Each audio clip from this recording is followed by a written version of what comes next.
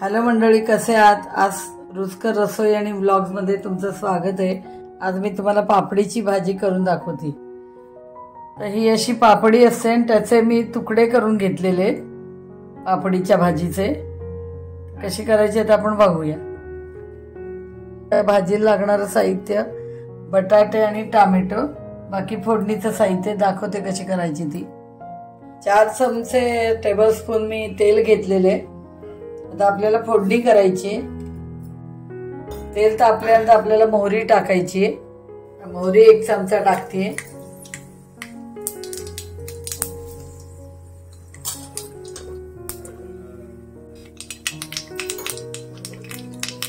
त्यानंतर अर्धा चमचा हळद, अर्धा चमचा तिखट आणि थोडंसं हिंग, अर्धा चमचा हिंग। टोमॅटो घालते।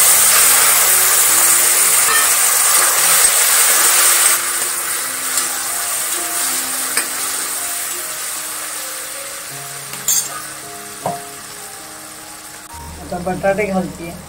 टोमॅटो बहु झाल्यावर बटाटे घालायचे आपल्याला। त्या काचऱ्या केल्यात,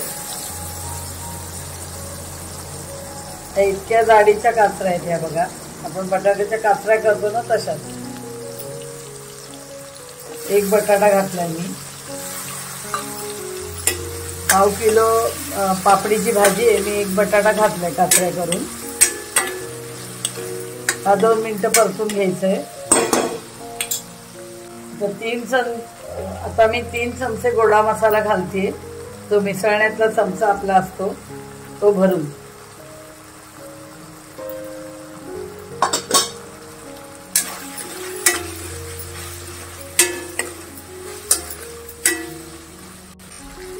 आवडा गूळ घालते मी।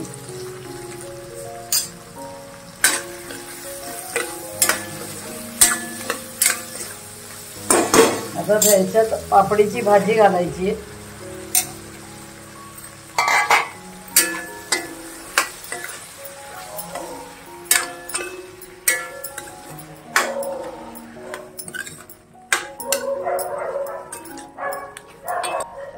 अर्धा चमचा मीठ,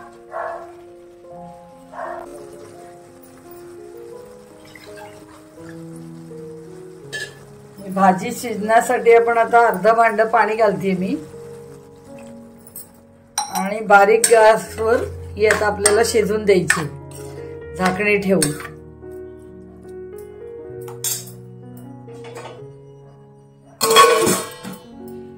गॅस बारीक करायचा झाकण ठेवल्यावर आणि आता ही भाजी शिजून द्यायची। आता आपण झाकणी काढून बघूया।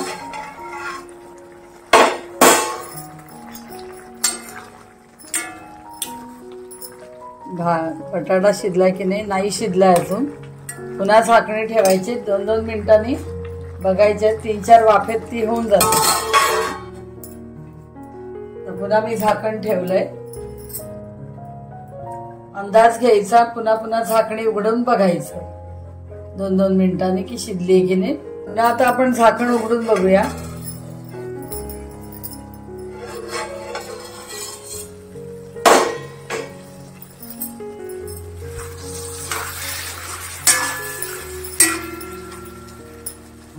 हा बघा बटाटा शिजलाय आपला। आता आपली ही भाजी झाली आहे।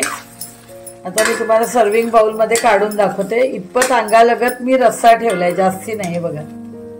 असं ही भाजी पातळ नसते, घट्ट करायची, थोडासा रस ठेवायचा अंगालगत आहे बघा असं।